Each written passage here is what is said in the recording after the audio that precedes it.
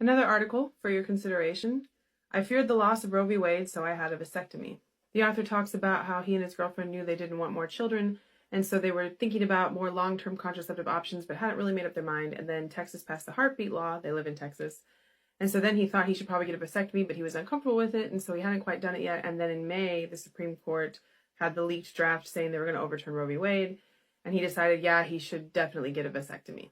His story is a good example of how when you restrict abortion, more people take more precautions to avoid unintended pregnancy. They realize they don't have abortion necessarily as that backup option, and so they are more careful to begin with. And his anecdotal story is backed up by quite a bit of evidence. Here's a study comparing abortion context and women's contraceptive choices over a 15-year period.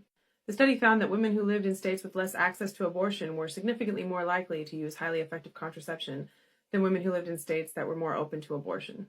Similarly, this study looked at women's choices to use oral contraceptives, and the study found that restrictions on abortion funding, for example, increased the number of women who decide to use the pill. This very similar study looked at other types of abortion restrictions besides abortion funding, and it found that parental involvement laws increased the likelihood of young women using the pill, and fewer abortion providers available or at greater distances increased the likelihood of women using the pill. There have also been studies that have found a decrease in unintended pregnancy related to abortion regulation and the opposite, an increase in STD rates related to permissive abortion laws.